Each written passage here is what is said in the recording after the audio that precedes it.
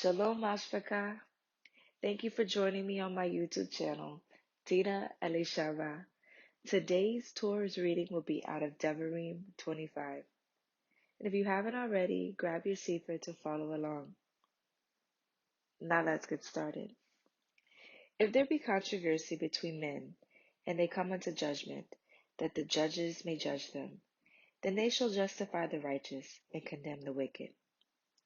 And if it shall be, if the wicked man be worthy to be beaten, that the judge shall cause him to lie down, and to be beaten before his face, according to his fault, by a certain number. 40 stripes he may give him, and not exceed. Lest, if he should exceed, and beat him above these with many stripes, then your brother should seem vile unto you. You shall not muzzle the ox when he treads out the grain. If brethren dwell together, and one of them die, and have no child, the woman of the dead shall not marry without unto a stranger. Her man's brother shall go in unto her, and take her to him to be his woman, and perform the duty of a man's brother unto her. And it shall be that the firstborn which she bears shall succeed in the name of his brother which is dead, that his name be not put out of Yasharal. And if the man like not to take his brother's woman, let his brother's woman go up to the gate unto the elders, and say, My man's brother refuses to raise up unto his brother a name in Yasharal. He will not perform the duty of my man's brother. Then the elders of his city shall call him, and speak unto him. And if he shall stand to it, and say, I like not to take her, then shall his brother's woman come unto him in the presence of the elders, and loose his shoe from off his foot, and spit in his face, and shall answer and say, So shall it be done unto that man that will not build up his brother's house. And his name shall be called in Yasharal, the house of him that has his shoe loosed. When men strive together one with another, and the woman of the one draws near to deliver her man out of the hand of him that smites him, and puts forth her hand, and takes him by the secrets, then you shall cut off her hand, your eye shall not pity her.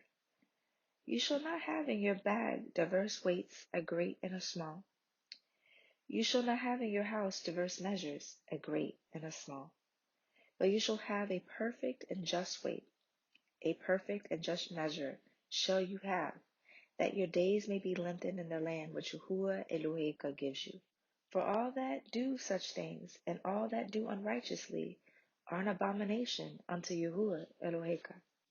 Remember what Amalek did unto you by the way, when you were come forth out of Mitzrayim, how he met you by the way, and smote the hindmost of you, even all that were feeble behind you, when you were faint and weary.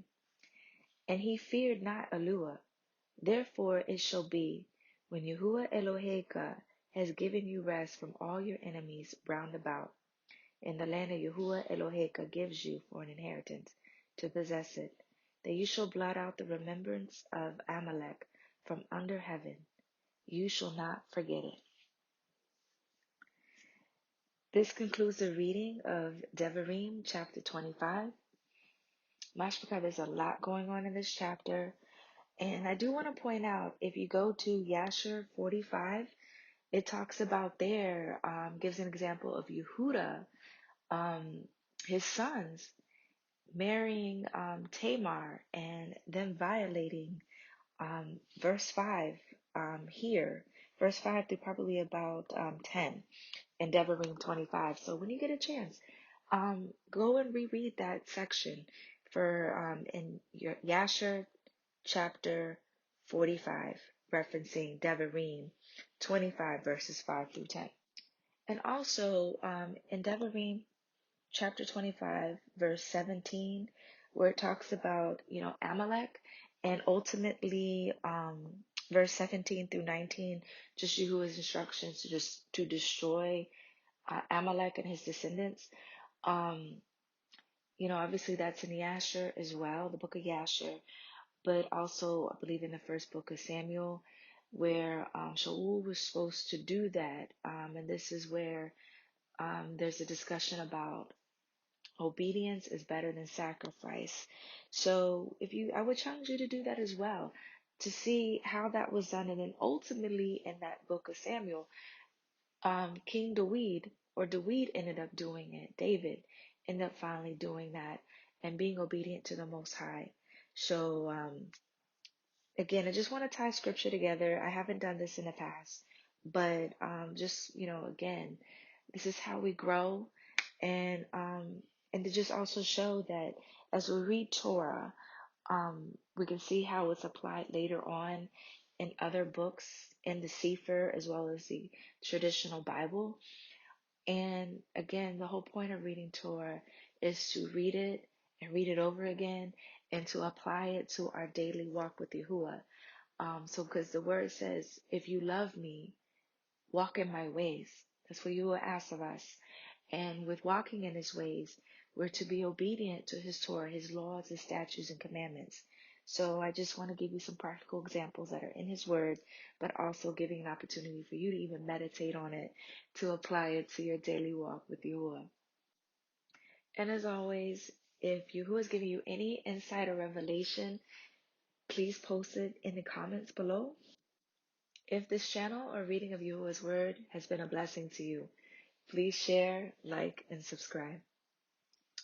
Ane ahabata mashbeka. I love you, family. Yahuwah barakata. Yahuwah bless you. Shalom.